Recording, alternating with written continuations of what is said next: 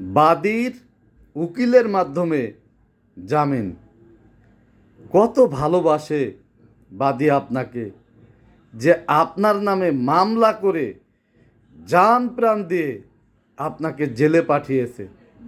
আপনার রিমান্ড আবেদনের জন্য হাজার হাজার টাকা খরচ করেছে, আর এখন এসেছে তার উকিলের মাধ্যমে আপনার জামিন করাতে। বুঝতে পারছেন?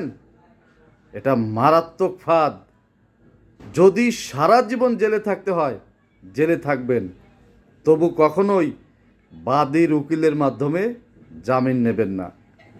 কারণ হলো, একবার যদি আপনি ওকালতনামায় স্বাক্ষর করে দেন, তাহলে সে তার ইচ্ছা পূরণ না করা পর্যন্ত, তার দাবি দেওয়া সব পূরণ না করা পর্যন্ত আপনার জামিন ধরবে না, নতুন করে আপনাকে আরও ফাঁদে ফেলবে।